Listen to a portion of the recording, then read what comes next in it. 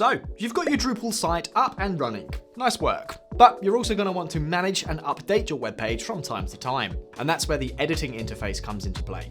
So, with no further ado, here are some tips and tricks that we've learned along the way to make the editing experience on Drupal a lot smoother.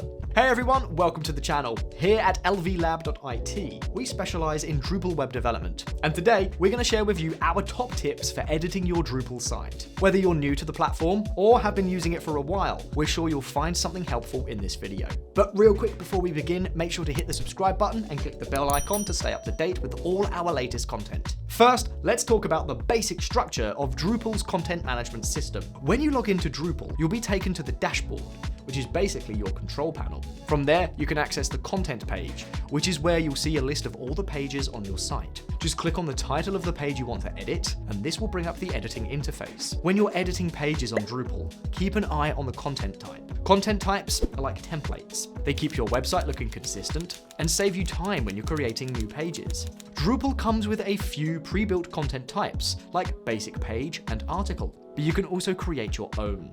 These custom types let you specify the fields on the editing interface, which is really useful if you want to make sure you're entering the right information on each page. Drupal also lets you create a draft version of a page before publishing it, which means you can preview your changes before your audience sees them. To create a draft, just click on the Save Draft button instead of the Save button. The draft version of the page will only be visible to you and other users with editing permissions. Once you're ready to publish your changes, click the Save button and Drupal will then update the page live. These are just the basic features, but Drupal has lots more advanced modules and plugins to make your life easier as an editor. For example, you can use the Views module to create custom lists of content, or you can use the Path Auto module to generate search engine-friendly URLs for your pages automatically.